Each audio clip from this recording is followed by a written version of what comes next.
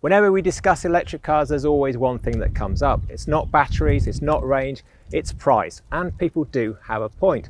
Although there are some cars at the more affordable end of the market, they tend to be small cars and not particularly useful if you have a family or stuff to carry. And if you need the range and the practicality of a larger car, well, they can be eye-wateringly expensive. But we've managed to find a couple of practical electric motors that won't set your bank balance on fire. And it's these two, the MG4 and the Nissan LEAF. They're both 5-door, 5-seat hatch. And at the moment, they're the cheapest pair on the market. Yeah, and we've run the figures on these cars countless times. And in terms of the amount of car you get for your money, they really can't be beaten. But in order to maximise that value for money, you need to do two things. You need to be very careful on which battery size and trim level you order. And you also need to treat that options list like the hind legs of a donkey and steer well clear. Do you know what I am sensing? Mike Askew, it is time for a stat-off, a spec war to find out ultimately which one is best. So you know what to do next. Please do subscribe to our Electrifying channel. Put those notifications on whether you love electric cars or you think you might start loving electric cars. We are the channel for you.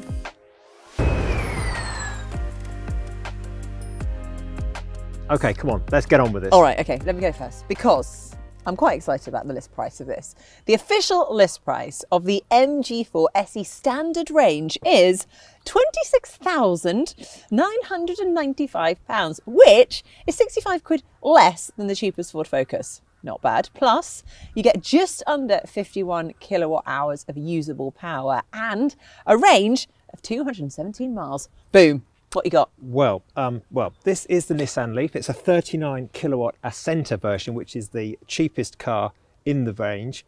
For that, you get 168 miles of WLTP range, and it costs the princely sum of 2995. Sorry. Would you be able to repeat that a little bit slower for us, Mike? 28,995. Okay, I admit it's a little bit more expensive than the MG is. Now, my maths has not always been my strong point, but you're basically paying £2,000 more for 49 miles less range. Yes, but the thing is, that range will work for a lot of people, a surprising amount of people. And there's a lot of advantages to having a smaller battery. It's got less of the world's resources in it. It's also lighter. It's 176 kilograms lighter than the bigger battery car. That's the equivalent of 3 adults.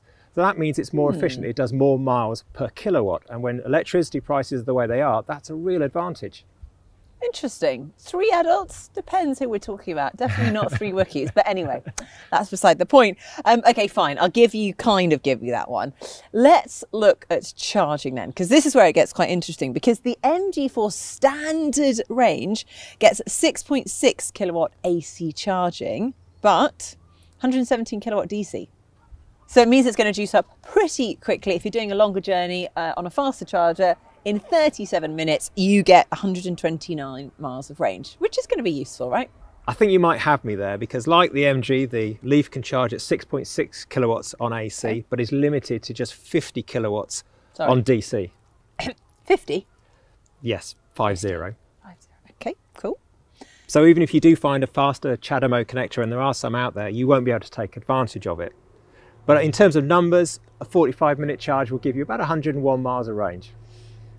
Okay, another point to me, I feel. Right, let's talk size for a few minutes, because actually the MG4 does pretty well on this front too. There is ample space in the front and the rear, and when it comes to the boot, it's actually got just above average boot space compared to your average internal combustion engine car. We're talking 363 litres worth of space. So ultimately, you can lead a pretty normal practical life without needing a second car. Now, the LEAF wins for boot space, 435 litres of space back here. On the downside, there isn't quite as much legroom in the back. It's not quite as generous. Plus, you also have a slightly strange transmission hump, which tends to take space away from your legs. So if you're deciding between the two, you really need to work out what your priorities are. Passenger space or boot room? Should we talk toys? Let's do it. Let's do it, because I'm excited about this. The rather lovely MG4 has LED lights all the way around, a rear parking sensor and 17-inch alloys on the outside. On the inside, we've got a 10.25-inch screen. There's climate control, driver assistance systems, Android Auto, Apple CarPlay, cloth seats. Okay, it's not insanely equipped, but it's not bare either. Well, the Ascenta, which this isn't because it's the only car we could get to film today, comes with 16-inch alloy wheels. You get LED rear lights, only don't get the headlights. Yeah. But also you get a rear view camera as well. Nice. And you also get a rear wiper, which you don't. Which is really annoying because I do like a rear wiper. For someone that never takes her car to the car wash, I rely heavily on my rear wiper. Okay, good point from me then. Inside you get cloth seats, you get an 8-inch infotainment system which has Apple CarPlay and it has Android Auto as well. You also get rear USB ports. You also get Nissan's e-pedal system with a one-pedal driving system, which is about the best regen system we've really used. I enjoy it. That is a fair point. It is. It does seem like the MG is really going to outgun the LEAF. What I will say in the LEAF's favour is some of the safety systems. They're a little bit eager to jump in on the MG4. It all feels a little bit more polished in the Nissan. But I do think it's a sportier car to drive, maybe because it's rear-wheel drive and the Nissan is front-wheel drive, it tends to scrabble a little bit out of junctions, but these are definitely a sportier car. Yeah, everything is just veering in the favour of the MG4. Now there's one other area, apart from boot space, where the Nissan beats your MG4, and that's on a PCP deal. You can get one of these cars for £316 a month, £5,000 deposit, 10,000 miles a year for 3 years, and it will be £10 a month less than your MG4. £10 a month? Is that all you've got, Mike? I mean, that's the equivalent of 3 coffees. Or to put it another way, on cheap rated electricity, that could get you up to 450 miles. 450 miles, that's most people's monthly mileage. All right, Mike, I will give you that one. But the other thing I was thinking about is also brand loyalty.